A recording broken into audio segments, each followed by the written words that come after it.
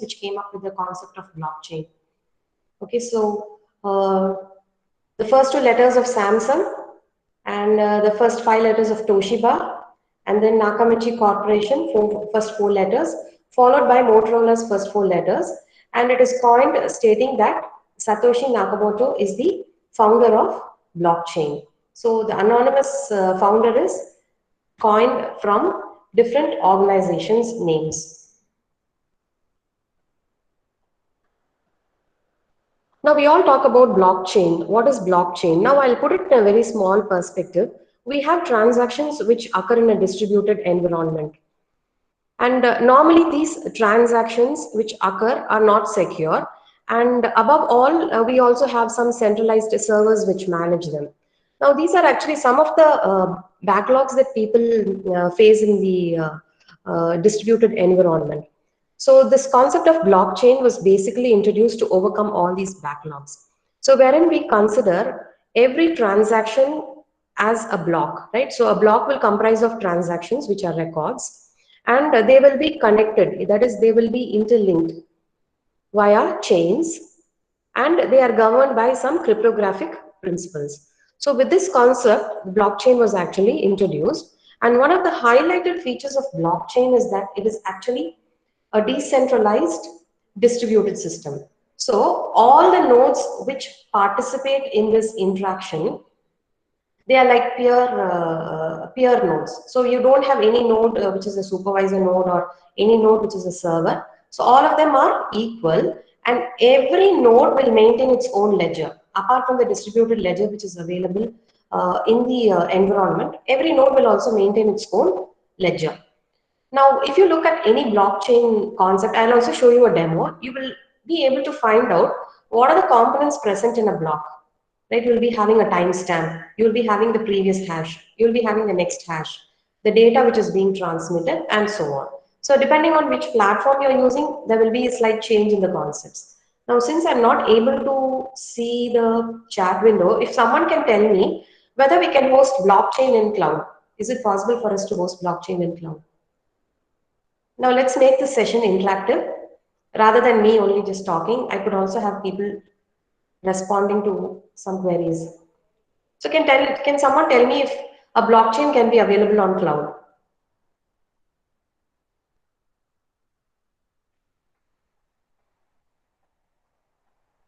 Okay, now the answer is yes, you can actually host blockchain on cloud, because a blockchain is just like a network which exists as a peer-to-peer network. Now, if you put it on cloud, okay, then your information, the sharing of information is even better. But if you look at the rules which govern it, it will be very, very stringent.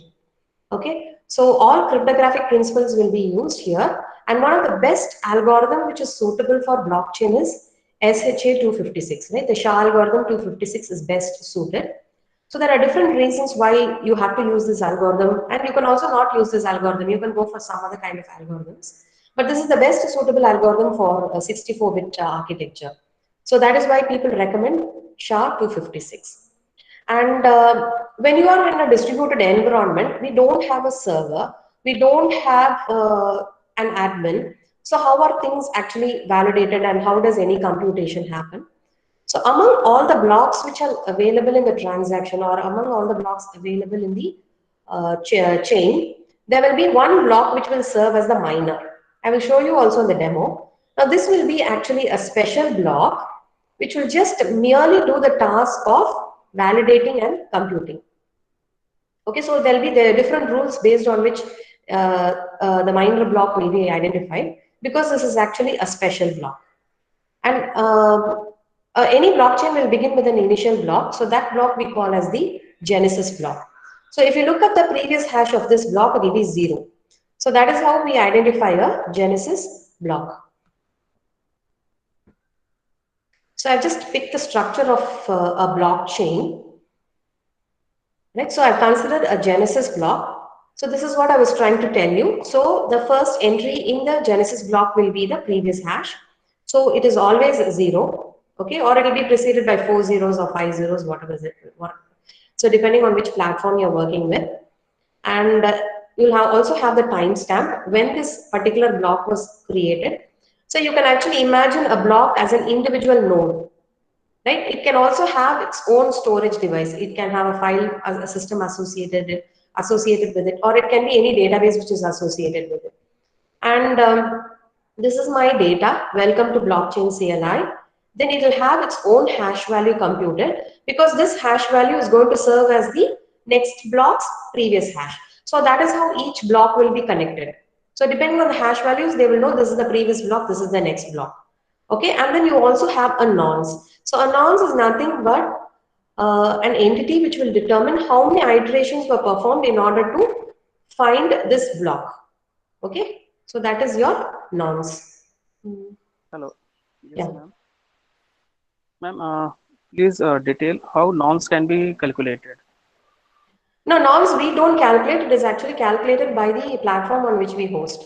I'll show you a demo. You'll be able to understand. I'll show you a live demo where we can create blocks and we can add them. Okay, ma'am. Okay. And as computer professionals, we always think when a concept is introduced, what is the underlying model or what is the data structure which is suitable for it. So for any blockchain, the most suitable data structure is the Merkle tree, right? So we call it as the Merkle tree after the founder, who's Ralph Merkle, and he founded this structure in the year 1979. So the concept of Bitcoin was actually introduced in the year 2007, but uh, over the years it actually evolved, and finally it came up. Bitcoin is actually one of the blockchain concepts which are available where the transaction is totally different. Now, if you look at the Merkle tree, I'll show a demo of this also.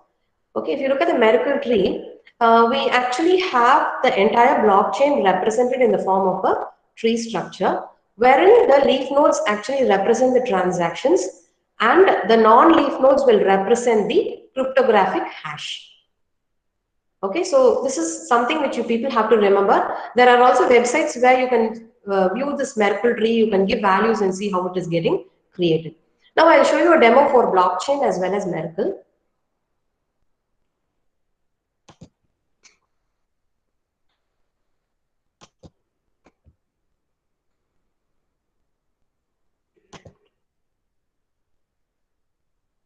I hope you people can see the screen. And you can also note on the website when I'm talking about it. You can work on it later on, because all the websites which I'm talking about are actually open source and they're free.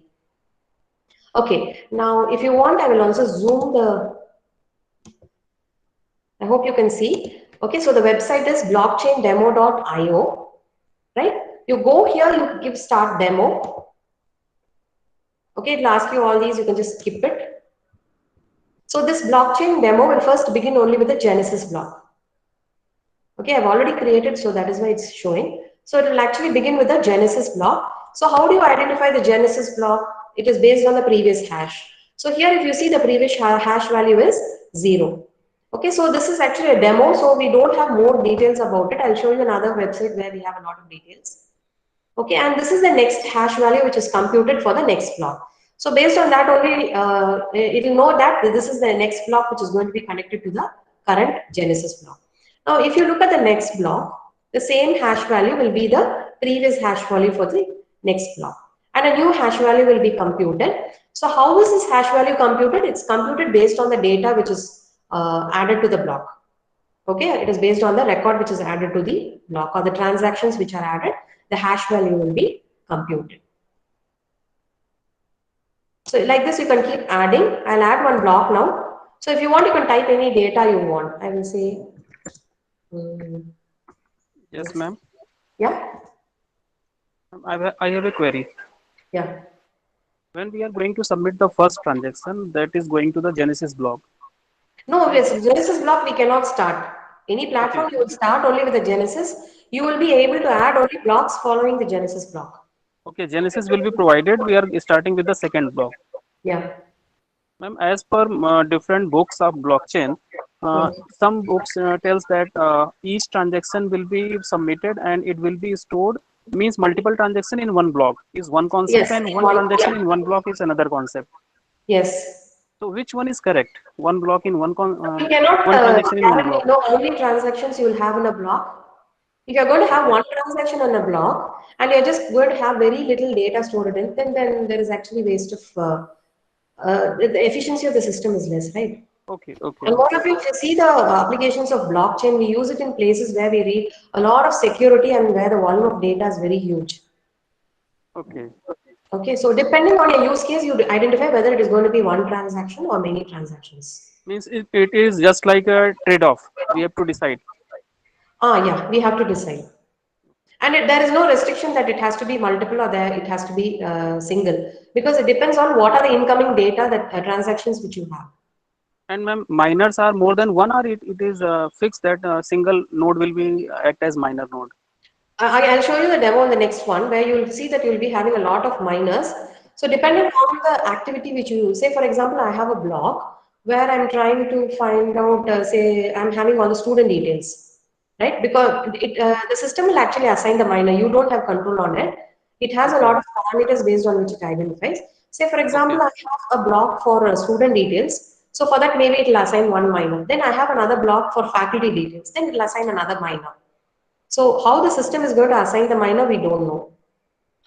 It's done okay. automatically. There must be some algorithm on the Yeah, basis. that you can also, if you want, you can frame. Otherwise, we have the default ones which are available in the different platforms. Okay, okay, okay. Thank you, ma'am. So now, okay, thank you. So now I'm actually adding a data. We'll see how it is getting added. I'm going to click the add button. Okay, so add new block. So here I'm just going to have a single piece of data only. If you want, you can add more data. You can add a file. You can actually associate a database table to it. So it is all your, depending on your use case, you have to do it. So here I'm just adding a simple data. So the data is getting added. Based on the data, the next hash value is computed. And if you look at the previous hash value, because the previous hash value is the current hash value of block 2. Okay, can you see?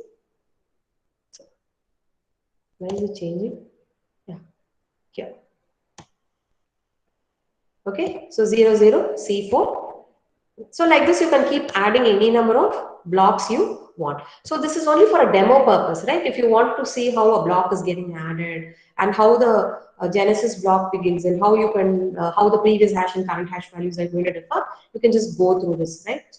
And when you subscribe, you will also get more information. You can just play around this blockchain demo.io.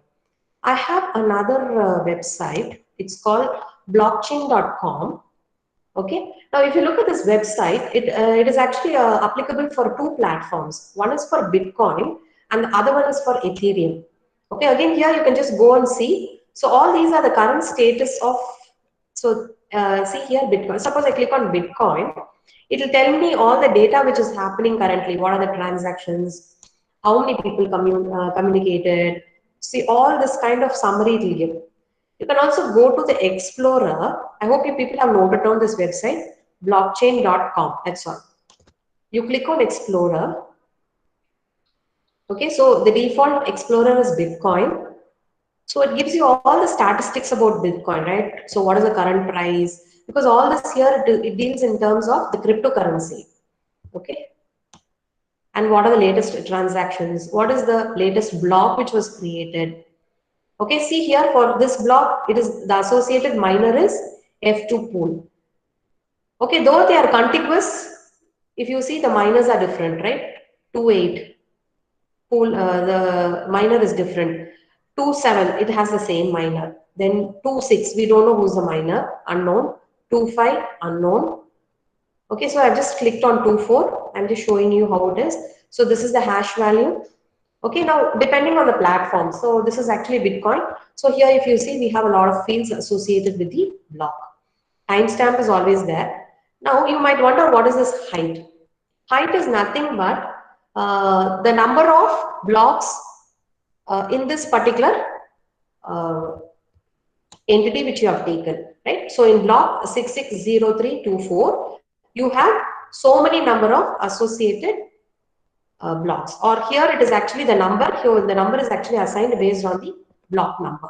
Okay, but generally when you have height, it means the number of blocks which are assigned to it, and weights are also normally associated with the cryptocurrency. Okay, so here it doesn't have a minor. So the number of transactions. So this is what you people were asking me, right? So here there are 349 transactions. So this transaction will vary depending on your use case. And then see, this is the miracle tree for it. So for every block, the miracle tree will be different. So it depends on how the connections are. We have version, see weight. So weight is normally the associated cryptocurrency. Okay, so it is, how much is it? 5,13,000. Okay, size, we have the nonce. Okay, so number of iterations. Then we have rewards, fee rewards, and so on. Okay, so this block interacted with what are the blocks, all that information will be available. I'll go to another block.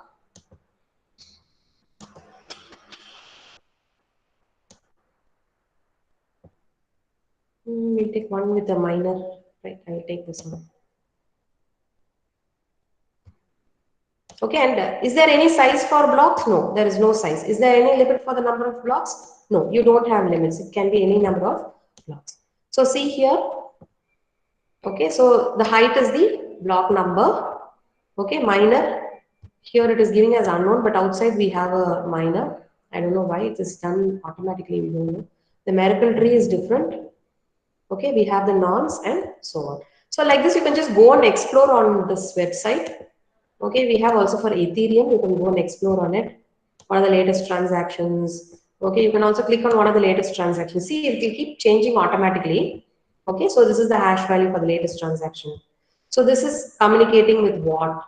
And here, if you see, we have ETH, right? So that is the cryptocurrency. It is called Ether. So when you are in Ethereum, Ether is the cryptocurrency. I'll talk about it when I talk about wallets. Okay, so I think I have given you an insight about blockchain and how the transactions occur and how blocks are interlinked and so on. Now I'll go to the miracle tree. Now you can also go to this website, right? It's in GitHub. You have this application which has been created, or you can also refer to the net, or you can create your own miracle tree. That's your wish. Okay, so this is actually pratamudeshbook.github.io. You can go there. Okay, and then if you click on it, you will have the exe file. You can just run it. And you can specify how many chunks you want. Say, for example, I want 10 chunks. Okay, so 10 blocks. So when I put 10 and then I click on construct tree, the tree is constructed. Okay, so here if you see how many blocks, so the green ones are the blocks and the blue ones are the hash values, right? So how many blocks we asked for? 10. So 1, 2, 3, 4, 5, 6, 7, 8, 9, 10, right? So we have 10 blocks. So this is how the internal structure of the blockchain is represented. It is represented in the form of a miracle tree.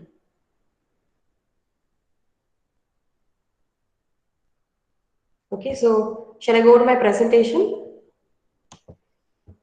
Okay. So this demo I wanted to show you. So I've given you a demo on blockchain.com and also in the other blockchain software. Now I'll just quickly go through some of the blockchain technologies available and I'll move on to wallets. Now these are some of the blockchain platforms which are available. You take Ethereum. Ethereum is actually an open source blockchain platform. We have Hyperledger. Now again in Hyperledger we have variety of products. It's actually an IBM introduced product in association with other companies like Digital Asset and so on. So we have the Hyperledger Fabric.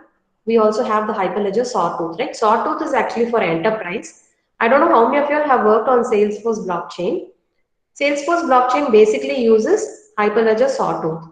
And when you take your IBM products, they work on Hyperledger Fabric. And we have Solidity. So this is basically a programming language for your smart contracts. So when I talk about smart contracts, I'll talk about it elaborately. Then after that, we have Ripple. Now, this Ripple is actually a connecting platform for payments. Okay, so for us, payment is also very important. It's done online as cryptocurrency. So Ripple is actually a platform for that. And then we have R3. I just picked only few. Now, this R3 is actually a distributed ledger. Okay, so whatever activities you do, whatever contracts you have, whatever parties, associations you have, that will be maintained both in the local ledger as well as in the distributed ledger. So I hope this introduction to blockchain is insightful. If yes, and then I'll go on to wallets. And I also have a small use case, right? Say, for example, I have 3 blocks participating in the blockchain, A, B, and C. Right? Now, if you look at A, B, and C scenario, A is actually Genesis block, right? And the block which follows follows A is B, and the block which follows B is C.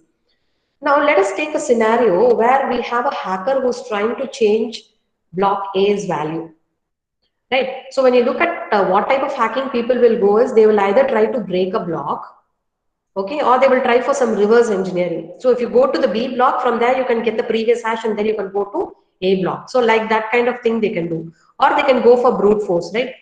All means they will try to break the chain. That kind of activity also can happen. Now let us take a scenario where someone is trying to hack block A. So when they try to hack block A, what happens is step 1, the data in block A will change. Fine. Then after that, what will happen when the data in block A changes, correspondingly, the hash value of block A also will change. Fine. And in that case, what will happen? Now block A will no longer be the Genesis block. It will not have leading zeros. So when block A's hash value changes, what will happen? Block B will also have to recompute its hash value because the previous hash value is changing. Right, it will have to recompute. So like this, when things start iterating, what will happen? Each one will have a different hash value and it will not be able to link to itself. So this is actually one example where you can actually be very clear that all your blocks are immutable. So if you try to change it, you will break the chain. Okay, so people cannot try to hack into a block. Okay, so this is one simple scenario I wanted to talk about. Okay, so with that, I will actually go on to wallets. Now, a wallet is something which is very, very essential, especially in the blockchain platform. You can be using a smart contract or you can be using the blockchain platform. Whatever it is, you always have to have the wallet. Okay, now if you look at the caveman age, right, people actually used barter system in those years, during that era. And later on, people had different ways in which they try to evaluate an item and they had an exchange for it, right? Say, for example, if you give one, in the barter system, if you give one sheep, then I will give you like 2 donkeys or something like that. They try to equate something. So that was your barter system. And later on, as the civilization started growing, okay, so physical currencies came into existence and every country had its own currency. And if you had to if you had to convert it, you could also do a conversion. And for that, there are different forums or there are different governing bodies for it, right? So that is how things actually happen. And with the advancement of the digital technology, people started going in for digital wallets. Okay, so they thought rather than carrying the amount physically, if they had a digital wallet, they could go for some kind of digital transactions and they could go about it. Okay, but again here you had a lot of problems. Say for example, if you take if you want to go for physical currency or digital currency, you have to be totally dependent on the bank, right? So a bank is the central point of failure. So if the bank server goes down or if you have some kind of people trying to hack your account, then anything can be hacked. But when you go for these blockchain wallets, the entire concept is different, right? Because they make use of cryptocurrencies. And you could also note this down. There are different cryptocurrencies available. I've put it here. So a blockchain wallet is a cryptocurrency wallet. So it is almost similar to your digital wallet. But the only thing is that it will work on a blockchain platform. Okay, and you will not have any physical financial transactions happening or fund transfer happening. Instead, it will be in the form of cryptocurrency. Okay, so it allows users to manage different kinds of cryptocurrencies.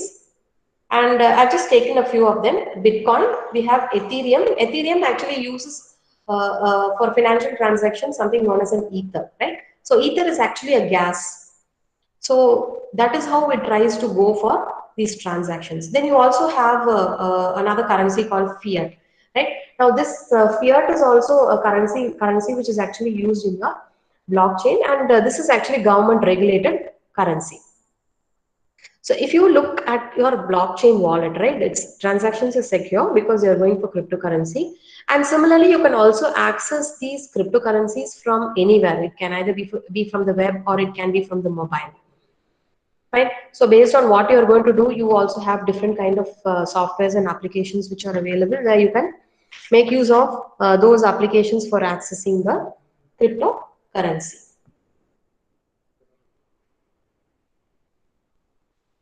Hello, ma'am. Yeah.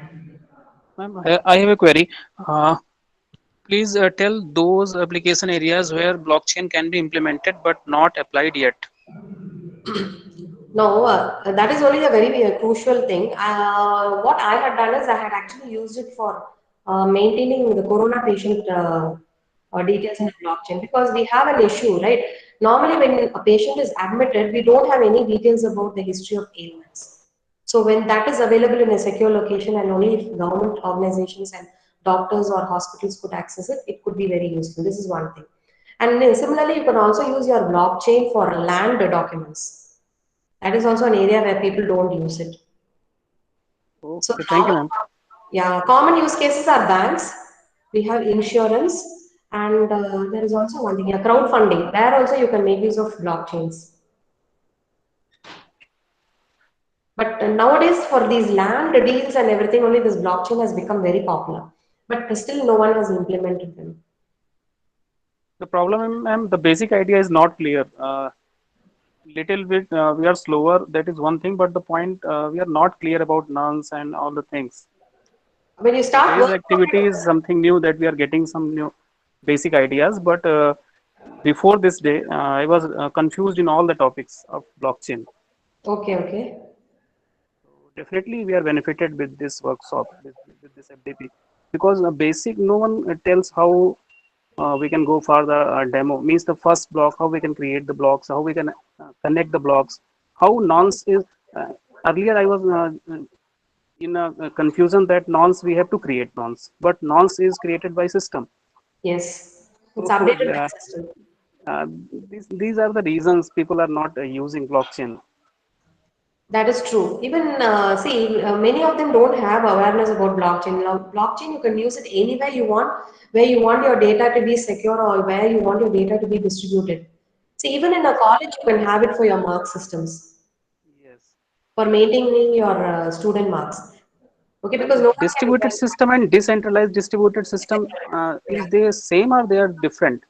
I'll tell you what. See, normally when you have distributed system, they are centralized system, right? You'll be having some centralized servers controlling it. But Okay. when it is decentralized, all the nodes which participate, they have the equal privilege. Okay. Okay. That is why Thank we you, say ma'am. distributed, decentralized. Okay. Okay.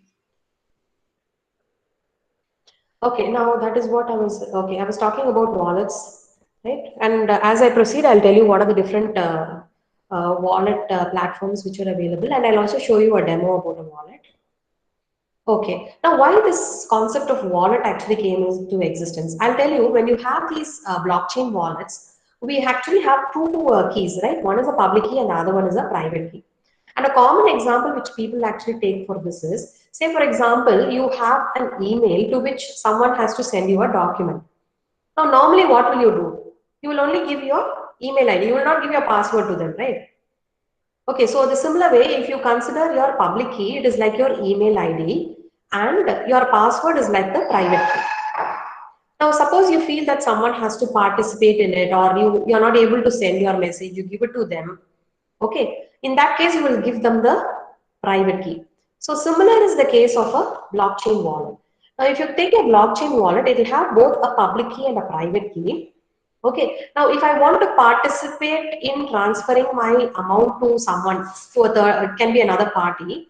In that case, I will give them only the public key. I will not give them the private key.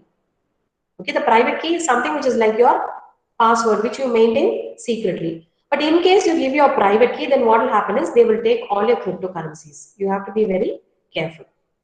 Now, that is how we differentiate your digital wallet and blockchain wallet, right? In the case of digital wallet, what will you do? You will have the money digitally, and when you want to transfer, you will log in, you will transfer the amount, right? But here, what you will do is when you log in and you want to transfer some information, you have to associate your public key with the person with whom you are going to send the data to. Clear? So the public key is something which you are going to share. Private key you should not share.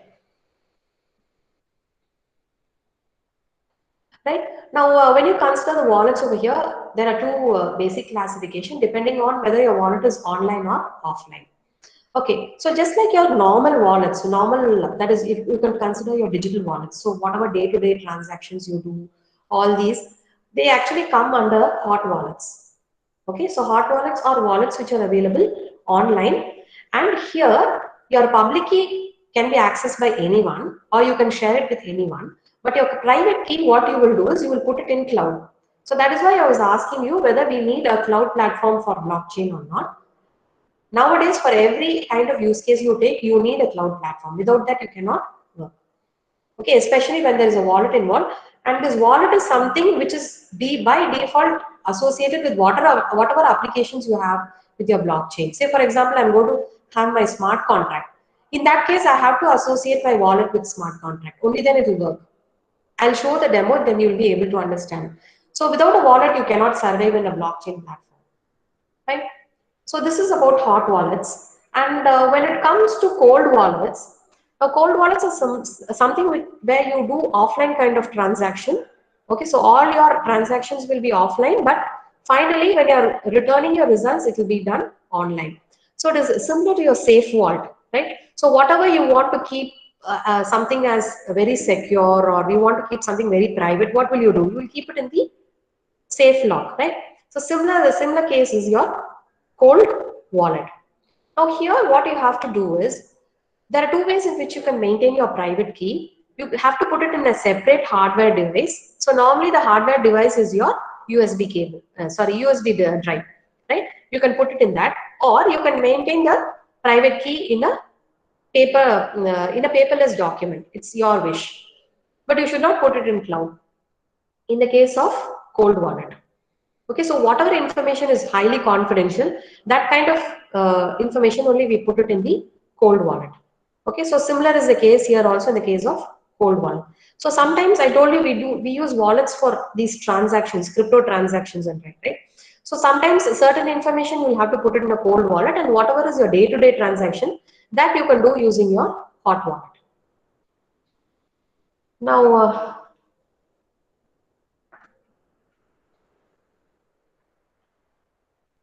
Now I can just give you a few examples for hot wallets if you want. A typical example will be Trezor, right? Trezor, and then we also have another software called Ledger, and we have Keep Key, and so on, right? All these come under hot wallets, and for cold wallets, there are specific applications which you actually have to use for cold wallets, right? So when I talk about cold wallets, I'll talk about it. Okay. Now, if you look at the use cases of wallets, right, these wallets can either be desktop or they can be online. Online is what I was talking about, or it can be also mobile. Now, if you are going to make use of a desktop wallet, right? Normally, if you use a desktop wallet, then it is going to be a cold wallet. And an example for this cold wallet is your Electrum. Okay, you can use it. So here, where is the private key stored? It is stored in the cold server. Cold server means it is in your desktop. So where it is not distributed, right? Then you can unplug your wallet from the internet. You can do some kind of transactions, and then you can get back online again. Okay, so that kind of transactions we call it as desktop wallet. And then we have the online wallets, which I was talking to you about now. Okay, where your private key is available online. Public key is available to everyone. Your private key is available online, and you can run these wallets also on the internet, right? And one typical example is your green address, which you can use. But now I'll be using an online wallet called MetaMask. Okay, so that is actually an open source, and you can use it for just for study purpose. Okay, green address we have, and it can also integrate with the different apps like Android apps, desktop, and also iOS. Right, these are online wallets, and finally we also have the mobile wallet. And a typical example for your mobile wallet is Mycelium. Okay, so anywhere you Google and see about mobile wallets, you will get this information called Mycelium. I think this one also we have only Mycelium. I'll show it to you. Okay, so this is how your wallets can be used. So we have hot wallet, we have cold wallets. Hot wallets are online and cold wallets are offline. And again, these wallets can be combined and used in different kind of environments. I can use it in desktop. So if I use it in desktop, it becomes a cold wallet. If I use it in online, it becomes a hot wallet. I can also use it in mobile, that is also a hot wallet, but the entire environment is user friendly. Okay, so that is the only difference. Okay, before I get into smart contracts, I will just show you. Yes. Okay, now this is actually one of the wallets which are available, open source wallets which you people can use. And now what you have to do is you have to just type MetaMask on the internet. Okay, I will add it to Google Chrome.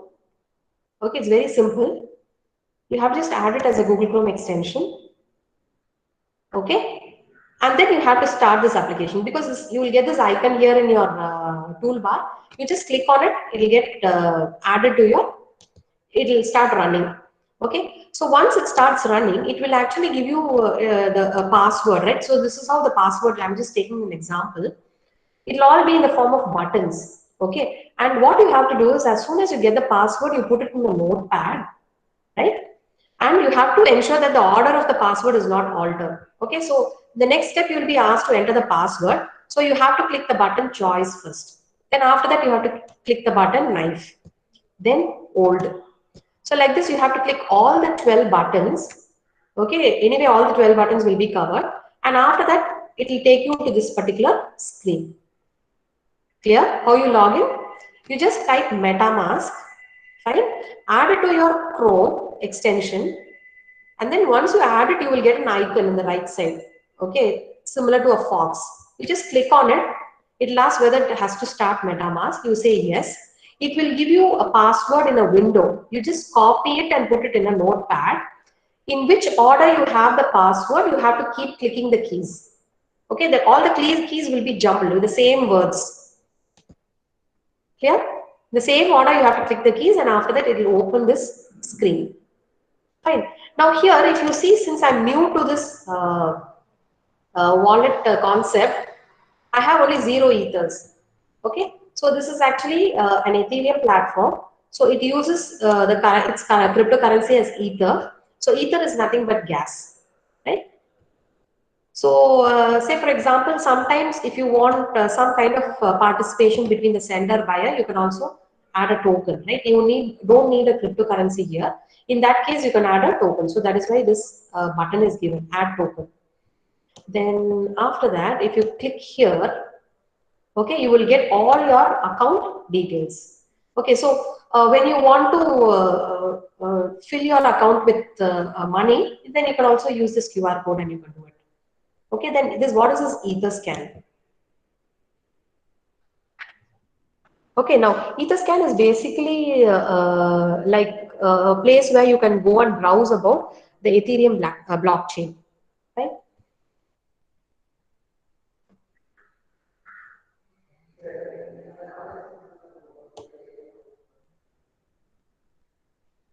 So I don't have any transactions here, so I don't have any information available here. But once you fill your account with money, all this will start working, right? If this is Etherscan. Then coming back here. Okay, if I want to share my private key with someone, I can do, but preferably you don't share your private key with anyone. Right? Then you go here. Okay, now if you want to have a demo of this MetaMask, you always, it's enough if you do it as a local host. Otherwise, you will have to connect these networks to it. I've also done Link by, you can also do it. Right? Okay, just a second.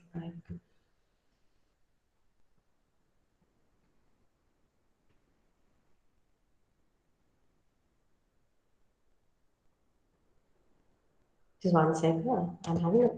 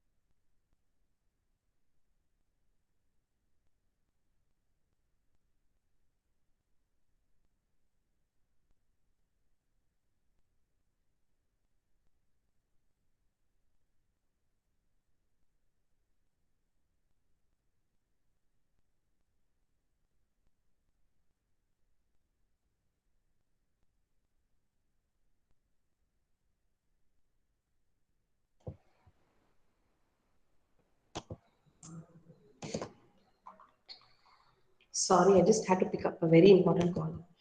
Okay. Now, where was I? I was in MetaMask, right? Okay. Now, if you want, you can connect it with any platforms you want. Okay. I'll also show you this ring pi. You can connect with this ring pi, or you can go for local host, right? So I'll show you this ring pi also. See, this is this ring pi. Okay, because it works on Ether, you have to connect only an associated platform which works on Ether, right? So here, these are the transactions which have occurred. It tells you the timing, right? And how much of fund this Ethereum platform has received. Okay, how many blocks are there? So all that information is available here, and it will also guide you as to how you can do. And if you want to top up your data, there are different ways. Either you can use RinkPi directly. You can through Twitter you can add a cryptocurrency into your accounts. You can do like that. Otherwise, you go here. Okay, here you have an option called buy. Okay, by default it gives you only two options. Either you can go for a wire transfer or you can directly deposit Ether into your account.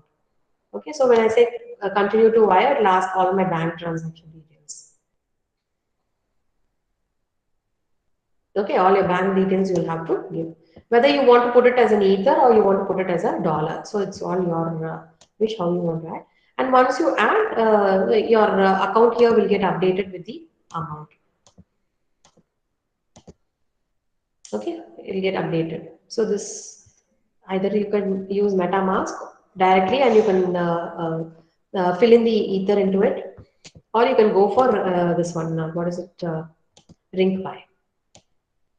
Okay. And again, if you want to do some kind of transaction on the Ethereum platform, yeah, MetaMask and Etherscan are actually interconnected. You can also do it here. Right? So I don't have any transactions here, so I don't have any information. My balance is zero, my Ether value is zero, so I cannot do any kind of transactions. Only when I top up this with Ether, I can do any kind of transactions. And here also you can just go and play around, right? It gives you a lot of information about the blockchain.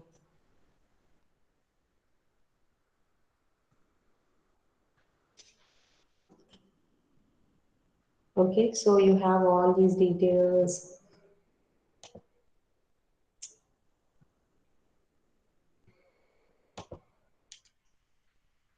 You can just go and play around and see. You can also create a new account here. Okay, it has its own platform where you can go and work on it. Okay, and suppose you want to associate your wallet with any kind of applications, right?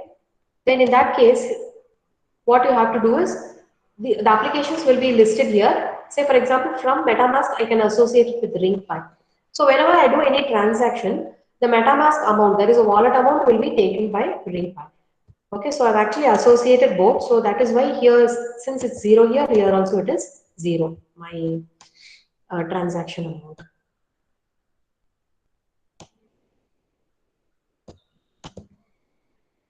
Okay, so I think with that I will proceed with the next PPT. Okay, so I think I have given you some insights on wallets, smart contract. All right. Now, what is this smart contract and who introduced it? It was actually introduced 20 years ago by a team which was doing some research, right? It was actually by Nick Szabo and his team of students. Now, Nick Szabo is basically, he's a cryptographer, right? He's a scientist on cryptography. So he came up with this idea. So normally we have this contract which occurs between two people, right? And you can also have a third party which will mediate. So he thought when we are in a blockchain environment, we could also have such kind of smart contracts. So what will happen is when people are involved in transactions, okay, so when a particular condition is met or when a particular condition is fired, okay, these smart contracts will automatically get invoked. Okay, it is just like you having a business process. So normally in business processes, what happens when a particular condition is met, automatically the business process is executed. So similar is the case of a smart contract. Okay, so you will have code which will be fired when some terms and conditions are met. So that is a smart contract. So since it is done on an online platform, we call it as smart. Otherwise, it's similar to your normal contract. But the thing you have to remember here is that there will not be any monetary fund transfer. If at all any transfer happens, it will be only cryptocurrencies which actually occur. So this is your traditional kind of contracts which occur between two parties. Okay, you can also have a third party. And the figure which is given below is the smart contract which I was talking about, right? So a party will code the smart contract. Okay, then both will finalize the rules.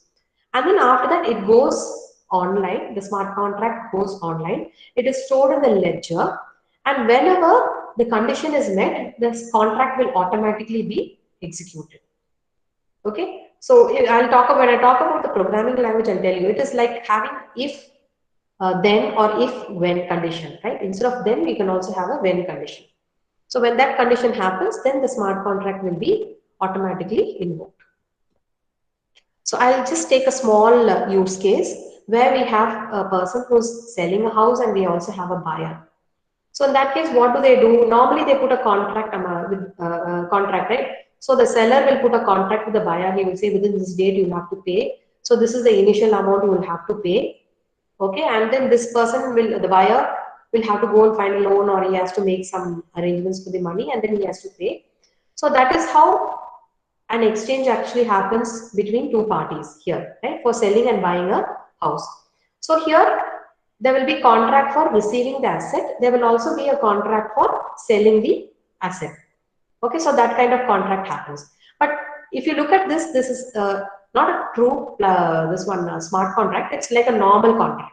But when you put this, I was talking to you about the land deeds, right? Which now it is actually a hot topic where people are talking about putting your land deeds in blockchain, right? So that, because nowadays we have a lot of cases where 2 or 3 people have the same deed, so that will not occur. Okay, and whatever transactions happen between the buyer and seller, that will also be secure. So if you put all this on a blockchain, and you can also have a smart contract. So when the buyer gives the remaining, or when he settles the amount, automatically the contract will get over. So till then, whatever activities they keep doing, it will keep occurring. The smart contract will keep monitoring. And once the entire amount is given by the buyer, then the smart contract will expire. Or if suppose the deeds are on the smart contract, then automatically the deed will go to the buyer, and the seller will no longer have any control over the buyer, and the smart contract will get expired. So that is how it actually happens.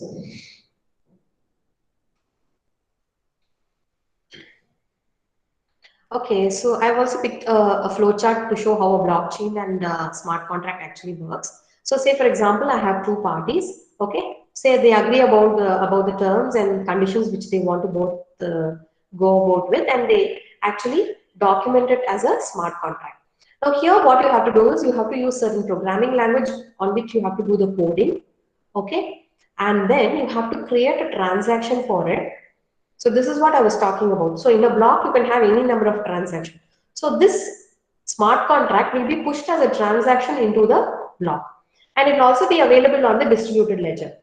So whenever the conditions are fired, all the people who are involved in it will be notified. Okay, and only when the entire condition, that is only when the smart contract fully fired gets over, right? Whatever are the funds associated or cryptocurrencies associated with, it will be transferred to the corresponding person. Till then, it will just be there only in the blockchain. No one will be able to handle the funds. I'll show you one example. No, I don't have this, I think. That is what I was talking about. Okay, you can take a supply chain. Say, for example, you're taking Amazon itself, right? Now, what will Amazon do? Will they give directly the product to you? No. You will pay to Amazon. It can be a payment which you make to Amazon. But what they will have is, they will have different kind of people with whom they are involved, right? So for delivering the product, they will have one person involved, or sometimes they will also have subcontractors who will deliver the product, and that will be delivered by the courier or some kind of delivery agent. It will happen. Now in this entire process, if you see, this can also take place in a blockchain. So if it happens in a blockchain, what will happen is Amazon will physically not have control over the amount. Okay, you can have a smart contract. So when I buy a product, Okay, Amazon will inform the corresponding merchant that this product is requested by this person.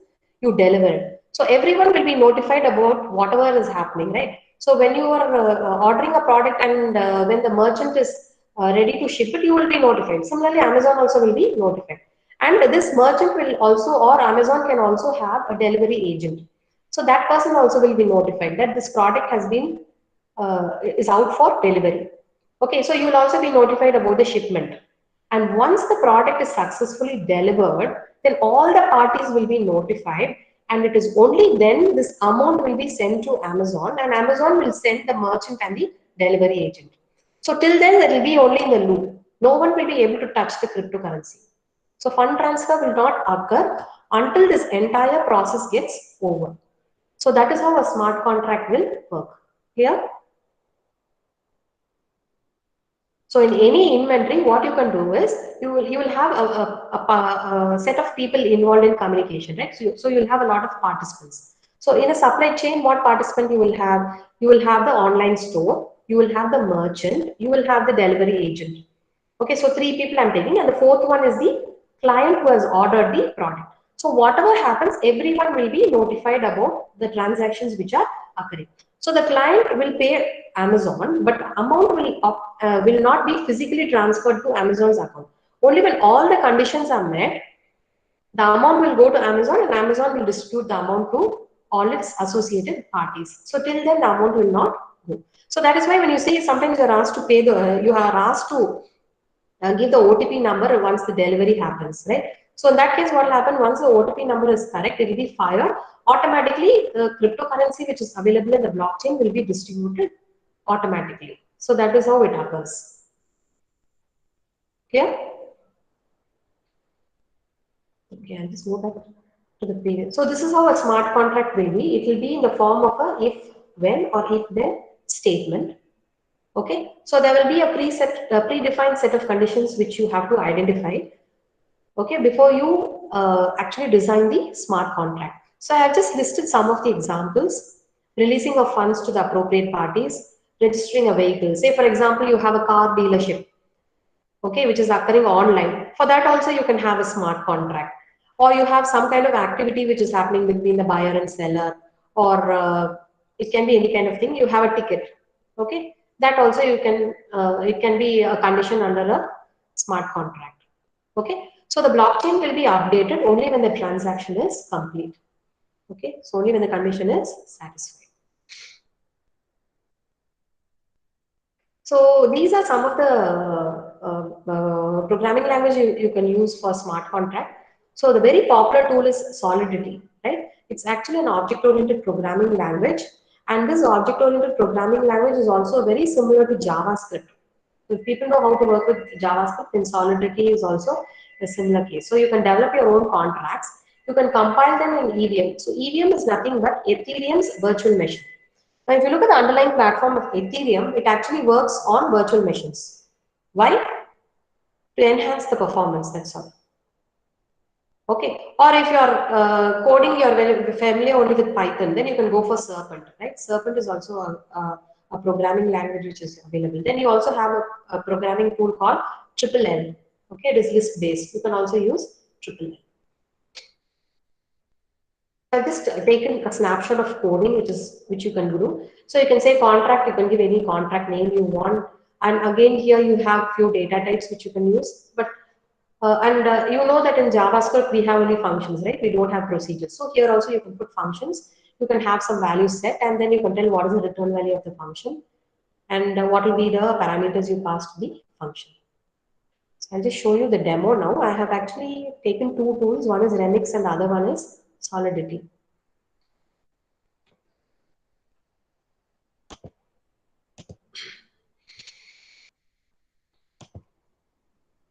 Okay. Now this remix also you can go on easily down. Now I want to talk about Ganache. Yeah, this is one thing which I wanted to talk. Okay, now you can actually also download this tool, right? This is also an open source free tool.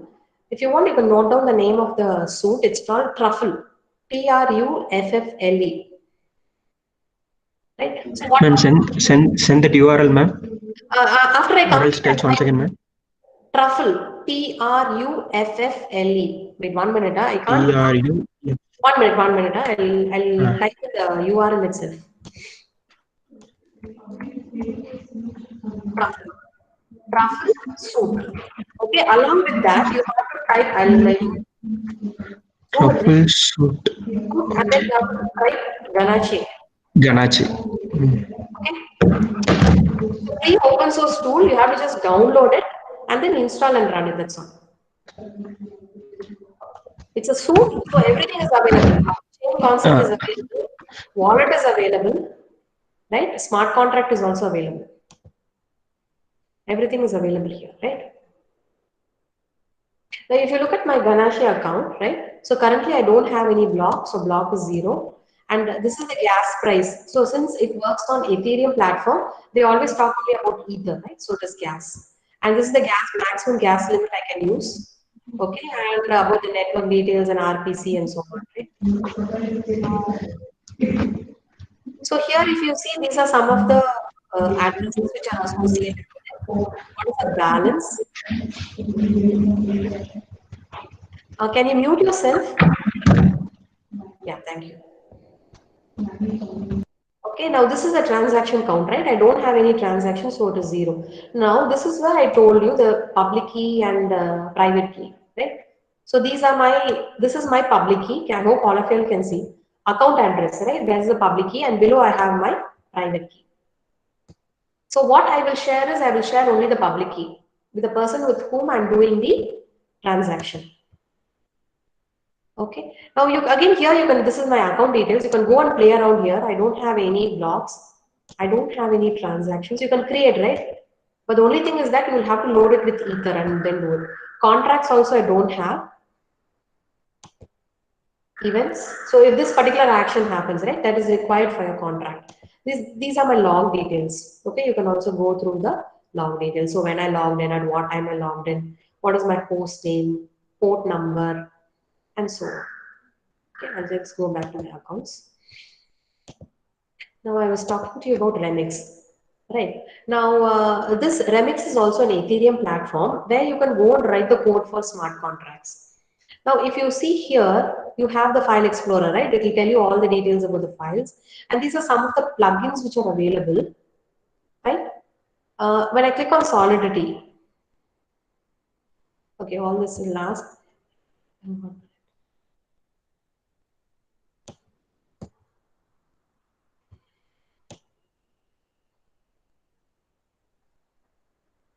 So it will give you all the directions. 1 minute, I have to click on Solidity. Yeah, I already have a Solidity program. Okay, so I've just specified this. I hope I just magnify this. Yeah, I hope you can see now. So all the details will be available here. And again, here also you have two options. You can go for a compiler, you can go for a decompiler. That option also you have. Okay, and all your Solidity files will have the extension .son. Okay, so here I'm just writing a simple code for adding two numbers. So you can write this, you compile it, okay, and then you can generate the corresponding exe file which is available, and then you can associate it with whatever platform you are using. And in that platform, you have to specify what is the associated action for it. Say, for example, I'm saying addition, right? So when I say addition, I will say this action should happen when there is a modification. Ma'am, this one is Ganache or a separate, ma'am? This tool you are display screen, no? Remix. Wait, I'll just magnify it. It is called Remix. That R-E-M-I. this also OSS, no, ma'am? Now, this Ganache is actually for working on Ethereum platform, but you will have to write the code for a smart contract. Oh yeah. Oh, that is exclusively for Ethereum. And okay. This is, ma'am. This one also we can make some coding. Yeah. Yeah. For writing the code, you have to use this platform. Okay. Okay, ma'am. Remix. Okay. Remix. And then you also have other plugins which you can use and see. I have a plugin called Pipeline. Okay, ma'am. Okay, ma'am. Okay, so here this pipeline is loaded for me. Now here, if you see, it will tell you all the details. Okay, this is for contracts. You have to, if it's for contract, you have to click here. If it's for graph, you have to click here. So other plugins which you want to add to your blockchain platform. That you can do using this remix. And whenever you're writing any, you want to write a code for contracts, you can also write it here. It's in Ganache itself, but it's always better you write using a third-party tool and then associate it here. It'll be easy. It's just like your Java where you have to write the coding. So when I get back to, we have all this, right? Socify, debugger. We have more tools, okay, which you can use. You can also generate a control flow graph, right? If you want to know how a smart contract is going to be fired. Documentation is also there. You can generate your documentation from the code, right? Contract verification, Etherscan. So if you see, all of them will somehow be interconnected only. You have to be very cautious about which platform you're choosing.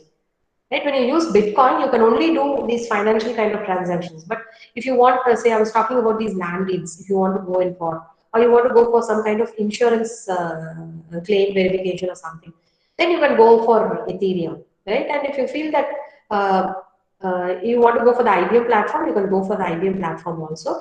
But the only thing in IBM platform is that all your data will be metered. Okay, you'll have to pay for the data since it's hosted on cloud. Okay, so that's it. I think I have talked to you about all the ones which I downloaded. Yeah, Etherscan I've talked, Remix also I have talked. And this Ganache is actually a free platform which you people can work. It's very user friendly also. The only thing, first you load it with Ether. For that you have to use MetaMask, load it, and then you have to put that one's public key over here. And then Ma'am, that is desktop application or web launch, ma'am? This one, which one? Ganache? This Ganache. No, currently I'm using it only as desktop. Okay, okay, ma'am. It's not web. Okay, ma'am. I'll show you the song. See, it is actually launched here. I won't type Ganache. Can you see? It's Yeah. Yes, ma'am. Yes, ma'am. it is just for you to learn, that's all. Okay, ma'am. Okay. I will try, ma'am. Inshallah. Okay. So I hope I have told about all the, yeah, I think I have told about all the tools. Okay, so smart contract, I talked about Remix. And in Remix, I'm using a plugin called Solidity, right? It's actually for programming your smart contracts. And this actually, if you people are interested in doing your projects or research on blockchain, I have just picked a use case, right? It can be any general use case which you are going to use. So what will be your front end? What will be the service layer? What will be your RPC endpoint? Okay, I just want to explain that. Say for example, I was actually talking about the landings, right? So normally the front end for your blockchain will be AngularJS or React.js. Okay, you have to decide what you want to do. If you want to bring it to your mobile, then you have to go for React.js. If you are not very specific, you can go for Angular. You can use it on the web. Then after that, you have to identify for the service layer what are the programming languages you are going to use. So this is where I was talking about truffle soup, right? But this Ganache is actually for learning purpose, a standalone. But again, you have a truffle soup for online purpose. You can download that, but I don't know whether it is free open source, right? You can have a truffle soup. And apart from that, you also need a Node.js to perform your server-side operations. And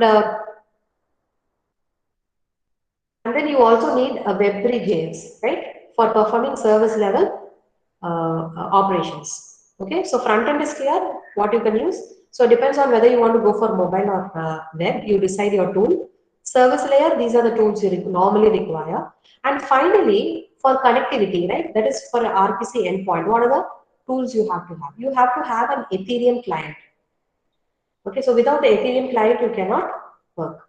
Okay, and it can get connected to any number of nodes you want. So this is what you were asking me, right, about the use cases. You can use for voting purpose. I'll also give you some websites which have newly come up. You can go and explore on those websites for blockchain. You can use it for government voting, for storing records. So this is where I was talking about the land deeds. And these are common use cases, like supply chain is the common use case. You can also use it for real estate purpose, mortgage purpose, right? So this is also a new use case, insurance claim, right? This is a normal use case which we have. So a lot of government organizations are also now going into a blockchain so that your votes are not tampered. You can note down these websites. So these are some of the latest use cases on blockchain. So they'll just give you some insights, some working examples, you can go through it. So the first one is on voting, right? Followmyvote.com. And the next one is actually a private wallet, okay, called civic.com. And even for music also, this is a new use case which is coming up because we have all these problem of what is it, copyrights and all that, right? So no one should misuse your music. You can also put it, you can have a blockchain where you can put all that, and only people who have who are in the smart contract, only if they are there, then they can access it. Otherwise, others have to pay. Like that kind of use case also you can develop. So this is one website, ujomusic.com.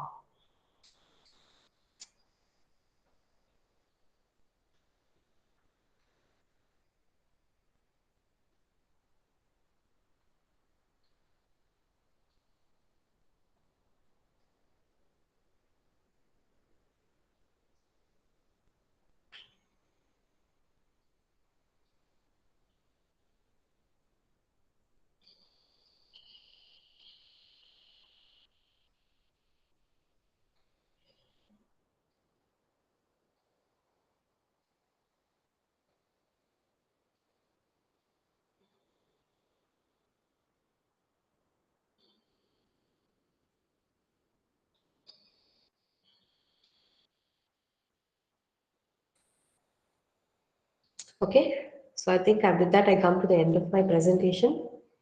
So thank you all for your patient hearing. Now, Thank you, ma'am. thank you. So you can also follow me on Twitter.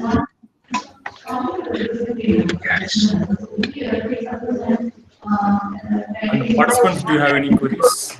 Ma'am, regarding one doubt, ma'am, Preeti, ma'am. Yeah, tell me. Which code is majority they use in, ma'am? For example, Solidity only used, or there are some other used for that smart contract exclusively? For smart contract, you can. There are a lot of codes which are available. Okay, Majority but the most Solidity. popular Solidity is the most popular tool. Okay, that is best, ma'am. Best. Okay, And ma'am. it's object oriented also, right? You can read. Yeah, yeah, absolutely. Yeah, right. Yeah. Thank you.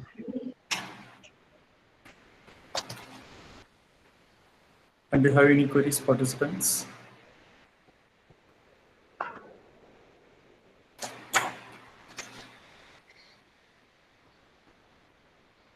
Correct. With this, we can come to a conclusion. And madam, your presentation is wonderful, and it's a newer thing to grasp most of the informations. And So thank you for the sessions, madam. okay, thank you, sir. And participants, if you have any queries, you can post it to my mail ID, or you can also forward the queries to Dr. Prakash, sir. Okay, and I would like to also, at this juncture, I would like to thank Dr. Rejana Medi, who insisted that I should be a part of this FDP. Ma'am, don't forget to send this PPT to our organizers, ma'am, because we need that. Definitely, definitely, I'll send it to your Yeah. organizers. Thank you, ma'am. Thank you. So thank you all, and have a nice day. Thank you, Professor. Okay, thank you, madam. And participants will be meeting tomorrow by 9:50 a.m.